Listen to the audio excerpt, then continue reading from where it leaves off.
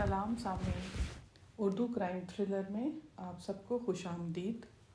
پیش خدمت ہے طوفان کا اغوا کا چیپٹر 7 پتھر کا شکار پارٹ 1۔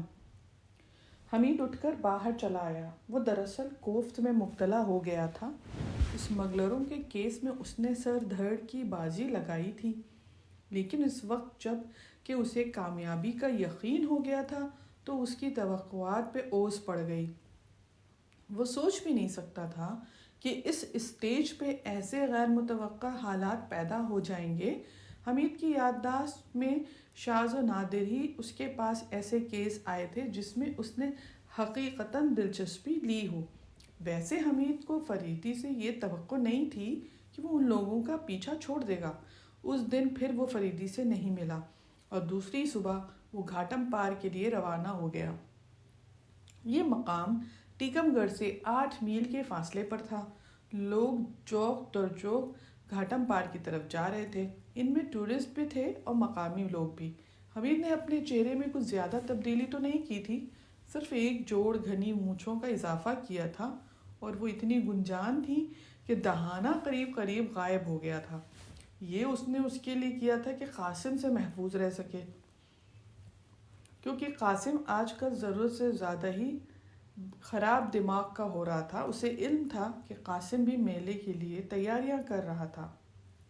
نشاط کے ٹورسٹ ایک ساتھ روانہ ہوئے تھے، کیونکہ ان کے لیے ہوٹل ہی کی طرف سے سواریوں کا انتظام کیا گیا تھا، لیکن قاسم بیچارہ پیدل ہی چل رہا تھا، کیونکہ خچر یا ٹٹو اپنی نسل میں ابھی تک کوئی قاسم پیدا نہیں کر سکے تھے۔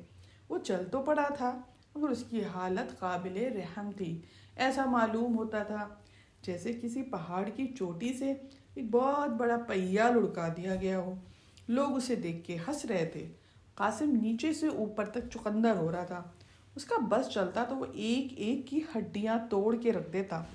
ہنسنے والوں میں لڑکیاں پیش پیش تھیں اور ان میں وہ یوریشین لڑکی بھی تھی جو قاسم کو ماموں جان کہہ کے مخاطب کر رہی تھی۔ ایک بار اس کا ٹٹو قاسم کے ساتھ چلنے لگا۔ ہیلو ماموں جان، اس نے اسے مخاطب کیا، لیکن قاسم منہ پھلا کے دوسری طرف دیکھنے لگا۔ ماموں جان، اگر آپ تھک گئے ہو تو میں برانڈی پیش کروں کیا؟ لڑکی نے پوچھا۔ مگر تمہارا وہ ساتھی کہاں ہے؟ وہ تمہاری طرح غصہ ور تو نہیں لگتا؟ سالے کی ایسی کی تیسی، قاسم دہاڑا۔ میں نہیں سمجھی تم کیا کہہ رہے ہو، لڑکی نے کہا، اور قاسم نے اس سالے کی ایسی کی تیسی کا انگریزی ترجمہ کرنے کی کوشش کرنے لگا۔ سالے کا ترجمہ تو اس نے برادر ان لا کر دیا، لیکن ایسی کی تیسی میں ایسی گاڑی پھنسی کہ قاسم دیر تک ہکلاتا رہا۔ پتہ نہیں تم کیا کہنا چاہتے ہو، لڑکی نے مایوسی سے کہا۔ میں یہ کہنا چاہتا ہوں، قاسم نے جھلا کے پھر اردو میں ہی کہا، خدا کرے تمہیں ٹی بی ہو جائے، جس نے تمہیں میرے پیچھے لگایا ہو، اللہ کرے اس سالے کی زبان سڑ جائے۔ میرا باپ بھی سالہ مجھے ماموں جان نہیں کہتا، خون پی جاؤں گا۔ پتہ نہیں تم کیا بک رہے ہو، لڑکی نے کہا اور اپنا ٹٹو آگے نکال لے گئی۔ ہزاروں قہقہے حمید کے حلق میں پھوٹ پھوٹ کر رو رہے تھے۔ اچانک ایک جگہ اسے نیلم دکھائی دی، جو خاکی پتلون اور کتھئی جیکٹ میں تھی۔ قاسم کو دیکھ کر وہ اپنے خچر سے اتر آئی۔ وہ تمہارا دوست کہاں ہے؟ اس نے چھوٹتے ہی قاسم سے پوچھا۔ قاسم کا موڈ اور پہلے سے زیادہ خراب ہو گیا۔ مر گیا۔ کیا مطلب ہے؟ میں نہیں جانتا مطلب۔ میں کیپٹن حمید کے بارے میں پوچھ رہی ہوں۔ کیا میں اسے جیب میں لیے پھرتا ہوں؟ ہوگا سالہ کہیں، کیا جانوں میں؟ حمید اس کے قریبی تھا۔ اسے تشویش تھی کہ آخر نیلم اسے کیوں پوچھ رہی تھی۔ تم ہوش میں ہو یا نہیں موٹے آدمی؟ میں تمہیں پولیس کے حوالے کر دوں گی۔ تم دونوں نے اس رات میرے ساتھ فراڈ کیا تھا۔ پولیس کے نام پہ قاسم بغلے جھانکنے لگا۔ قاسم اور نیلم میں تکرار ہوتی رہی۔ معلوم نہیں کیوں قاسم اس وقت حمید کا سائیڈ لے رہا تھا۔ اچھی بات ہے، آخر نیلم بولی، میں تم لوگوں سے سمجھ لوں گی۔ میں کچھ نہیں جانتا، قاسم پاگلوں کی طرح ہاتھ ہلانے لگا۔ وہ تمہیں نشاط میں ملے گا۔ نیلم پھر بیٹھ کر اپنے خچر پہ آگے بڑھ گئی۔ حمید نے بھی اپنا خچر آگے بڑھایا اور ان لوگوں کی ٹولی سے نکل گیا جو نشاط سے روانہ ہوئے تھے۔ قاسم پیچھے رہ گیا۔ تم الو بنانے میں بہت تیز ہو نیلم، اس کے ساتھیوں میں سے ایک کہہ رہا تھا۔ کیوں، میں نے کسے الو بنایا تھا؟ کیا وہ واقعی फौलादी वाली कहानी जो तुमने सुनाई थी सही थी? हर्फ बहर्फ नीलम ने जवाब दिया। तुम उससे डरी नहीं? मैं एक फौलादी के ढांचे से डरूंगी?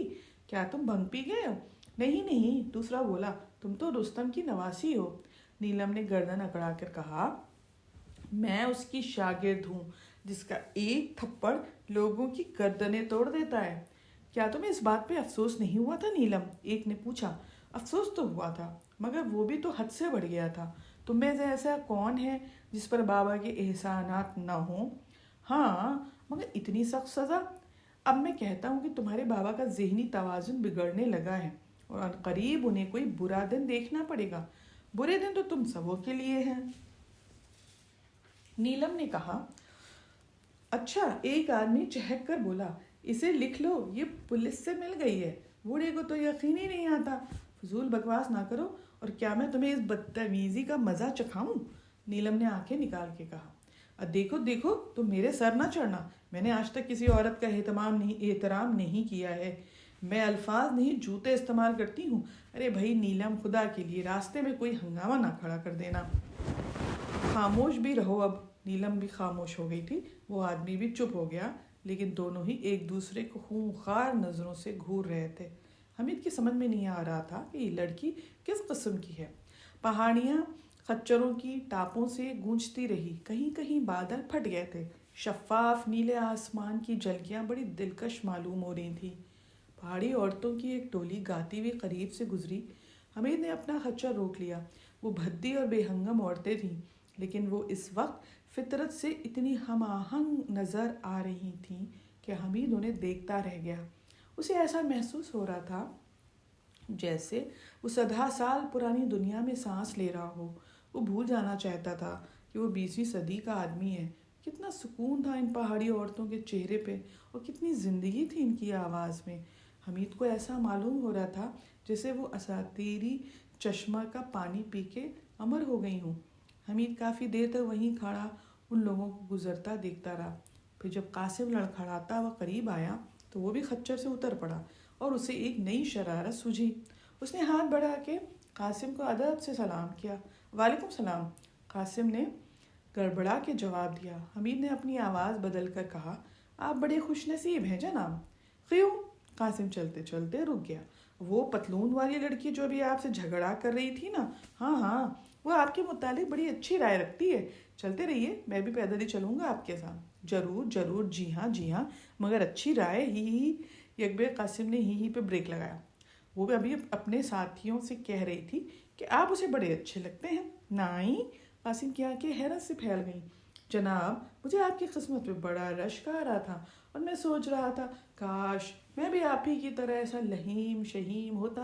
अरे नहीं, मैं क्या ही नहीं जनाब, वो कह रही थी, मेरा दिल चाहता है हर वक्त इस देवजात को देखती रहूं। अल्लाह कसम। कासिम की आंखें चमकने लगीं। यकीन ना हो तो उससे पूछ लीजिएगा। वैसे मेरा ख्याल है कि आप उसके काबिल हैं नहीं। क्या मतलब कुछ नहीं। क्या आप ये समझते हैं कि कोई औरत किसी ऐसे आदमी के साथ खुश रह सकती है जो उसका मिजाज ना पहचानता हो? ओह, मैं तो हमेशा सलाम के बाद मिजाज शरीफ पूछता हूँ, कासिम ने बड़े भोलेपन से कहा। लेकिन वो आपसे झगड़ा क्यों कर रही थी? अरे वो मेरा एक दोस्त है साला हमीद, उसने उस लड़की से मजाक किया था, उसी पे वो गर्म हो रही थी। कुछ भी हो, आप इस मौके से ज़रूर फ़ायदा उठाइए, क्योंकि वो आपसे झगड़ने के बाद भी आपकी तारीफ़ कर रही थी। उससे करीब रहने की कोशिश कीजिए और कहते रहिए कि आपको उससे इश्क हो गया है। अरे बाप रे बाप, कासिम ने इस तरह मुंह बना के पेट पकड़ा जैसे बदहज़मी हो गई हो। क्यों? हाँ, अगर खफा हो गई तो क्या होगा? आप भी बड़े वही मालूम होते हैं। अरे महबूब का खफा होना ही तो अच्छा लगता है। कासिम मुंह चलाने लगा। वो दोनों फिर चलने लगे। तकरीबन 11:30 बजे वो घाटम पार पहुंच गए थे। झील के चारों तरफ लकड़ी के केबिन थे। उनमें कुछ तो दुकानें थीं और कुछ रिहायशी। मेला इस वक्त भी शबाब पे था और मज़ार के गिर्द तिल रखने की भी जगह नहीं थी। इस उर्स के सिलसिले में ये मेला लगता था, वहाँ पे उसकी तैयारी 6 महीना कब से शुरू हो जाती थी। इस वक्त भी यहाँ औरतें गा रही थीं, ढोल पीते जा रहे थे और अक्सर लोग स्याह रंग के झंडे उठाए रक्स करते हुए मज़ार की तरफ बढ़ रहे थे। مشرق کی طرف ڈھلان میں لا تعداد دکانیں پھیلی ہوئی تھیں۔ اس میلے کی تیاریاں شروع تو ہو گئی تھیں، لیکن ابھی بھی ایسا لگتا تھا کہ کچھ کمی باقی تھی۔ اس سال تو ایسا لگتا ان ادھوری تیاریوں کے بعد بھی لگتا تھا بڑی زندگی ہے۔ حمید اپنا خچر اس طرف لیتا چلا گیا جہاں نشاد کا بورڈ نظر آ رہا تھا۔ اسے فوراً ہی ایک کیبن دے دیا گیا۔ کیبن اتنا ہی بڑا تھا کہ اس میں ایک پلنگ، ایک چھوٹی سی میز اور 2 کرسیاں آ سکیں، لیکن اس کی لوکیشن بڑی شاندار تھی۔ یہ جھیل پر جھکی ہوئی ایک چٹان پہ جیسے واقع تھی۔ کچھ دور اور کچھ دیر اگر پانی میں دیکھتے رہیں تو ایسا محسوس ہوتا تھا جیسے وہ کوئی ہاؤس بوٹ ہو۔ حمید کوٹ اتار ہی رہا تھا کہ نشاد کے ایک ملازم نے آ کے اطلاع دی کہ غلطی سے وہ کیبن اسے دے دیا گیا ہے۔ حقیقتاً وہ کسی اور کے لیے مخصوص تھا۔ حمید کو بڑا غصہ آیا اور اس نے اسے چھوڑنے سے انکار کر دیا، لیکن جب اس ہستی پہ نظر پڑی جس کے لیے یہ کیبن مخصوص تھا، ایک بے ساختہ مسکراہٹ اس کے ہونٹوں پہ آئی، کیونکہ یہ نیلم تھی۔ نیلم کیبن کے باہر غالباً اس کے نکلنے کا انتظار کر رہی تھی۔ بھئی یہ کیا مصیبت ہے؟ وہ ہاتھ اٹھا کے ملازم سے بولا، آخر تم مجھے یہاں کیوں نہیں رہنے دیتے؟ کیا میں اس چٹان سے چھلانگ لگا کے خودکشی کر لوں؟ ویٹر ہنسنے لگا، پتہ نہیں جناب، یہ سپروائزر صاحب جانے، جا کے سپروائزر کو بھیجو۔ جناب آپ خواہ بات بڑھا رہے ہیں، نیلم سامنے آ کر بولی۔ اوہ ہاں، حمید چونک پڑا، پھر بولا، آپ کی تعریف، کیبن آپ ہی کے لیے ریزرو کیا گیا ہے۔ ملازم نے جواب دیا، اوہو بھائی، تمہارا یہ سپروائزر آدمی ہے یا کسی جانور کی نقل جو عورت اور مرد میں تمیز نہیں کر سکتا؟ آپ اسے خالی کریں گے یا نہیں؟ نیلم نے جھنجلا کر کہا۔ نہیں، حمید نے بھی اسی لہجے میں جواب دیا۔ تم ذرا باہر آ جاؤ، نیلم نے ویٹر سے کہا۔ وہ چپ چاپ باہر چلا گیا۔ میں نے آپ کو نشاد میں کبھی نہیں دیکھا، پھر یہ کیبن آپ کو کیسے مل گیا؟ حمید نے اس سے سوال کیا۔ آپ برائے کرم باہر نکل جائیے۔ تو کیا آپ یہاں تنہا رہیں گی؟ Shut up! نیلم نے ہاتھ گھمایا، لیکن ہاتھ کیبن کی دیوار پہ جا پڑا اور حمید یہ کہتا ہوا ایک طرف ہٹ گیا، ذرا سنبھل کر، کہیں میری مونچھوں کو کوئی نقصان نہ پہنچے، میں ان کا بیمہ کرا چکا ہوں۔ ملازم بوکھلا کے اندر آیا، لیکن نیلم دفتن ٹھٹک گئی اور دوسرے حملے کے لیے اٹھا ہوا ہاتھ اٹھا ہی رہ گیا۔ اچانک نیلم نے ملازم سے کہا، تم باہر جاؤ، ہم طے کر لیں گے۔ کیا میں تمہاری مونچھیں اکھاڑ لوں؟ نیلم برا سا منہ بنائے ہوئے حمید کو گھورتی ہوئی بولی۔ اس سے پہلے اپنے دوستوں کو تو بلاؤ، بہتر ہے، ورنہ ہو سکتا ہے کہ یہ مونچھیں اکھڑنے کے بعد ہتھکڑیاں بن جائیں۔ فضول باتیں نہ کرو، اچھا ہوا کہ تم مل گئے، تم نے پہچان لیا آخر۔ اب مونچھوں کے علاوہ اور کیا بات ہے کہ نہ پہچانتی؟ ویسے آواز بدلنے میں تمہارا جواب نہیں تھا۔ شکریہ، لیکن تم مجھ سے کیوں ملنا چاہتی ہو؟ اوہو، تو کیا تمہیں مجھ سے دوبارہ ملنے کی خواہش نہیں تھی؟ نہیں، اس معاملے میں بہت بدقسمت ہوں۔ جس لڑکی سے دوبارہ ملنے کی خواہش رکھتا ہوں اس کی شادی ہو جاتی ہے۔ حمید نے کچھ ایسے لہجے میں کہا کہ نیلم ہنس پڑی۔ اچھا خیر، میں صرف یہ معلوم کرنا چاہتی تھی کہ کیا ہم لوگوں کا کیس تم سے لے لیا گیا ہے؟ کیوں؟ بس یوں ہی، میں اس کی تصدیق چاہتی تھی۔ لیکن کیوں؟ تم آخر بحث کیوں کرنے لگے ہو؟ میں ایک بات پوچھ رہی ہوں۔ حمید چلنے میں اسے دیکھتا رہا، پھر بولا، تم نے ٹھیک سنا ہے کہ یہ کیس اب ہم سے لے لیا گیا ہے۔ اچھا بیٹھ جاؤ۔ نیلم ایک کرسی پہ بیٹھ گئی۔ حمید کھڑکی سے جھیل دیکھ رہا تھا۔ وہ اس الجھن میں تھا کہ یہ لڑکی آخر چاہتی کیا تھی۔ دفتن اسے ایک بات یاد آئی اور اس نے مڑ کے نیلم سے کہا، تمہاری وہ کہانی ادھوری رہ گئی تھی، میں اکثر اس کے بارے میں سوچتا ہوں۔ کہانی کی بات تو ابھی چھوڑو، تم دونوں اب بھی خطرے میں ہو۔ گروہ کا خیال ہے کہ اب تم دونوں ٹیکم گھر سے واپس نہیں جا سکتے۔ کمال ہے، اس گروہ میں کچھ فرشتے بھی ہیں کیا؟ نہیں بابا بہت باخبر آدمی ہے۔ اس کا خیال ہے چونکہ فولادی پہلی بار یہیں ظاہر ہوا ہے، اس لیے کرنل فریدی ڈاکٹر ہرمین کو یہیں تلاش کرے گا۔ اوہو، تو پھر کسی موقع پہ تم دونوں کو دھوکے سے ماریں گے۔ نیلم، تم جانتی ہو کہ ابھی تک ہم مارے نہیں جا سکے، اب اور بھی زیادہ ہوشیار رہنا پڑے گا۔ تم اس کی فکر نہ کرو، بٹ لیکن تم آخر کیا بلا ہو؟ میں ایک زخمی ناگن ہوں جو نہ صرف زخمی کرنے والے کی تلاش میں ہے بلکہ اکثر انہیں ڈس بھی لیتی ہے جنہوں نے اس کا کچھ نہیں بگاڑا۔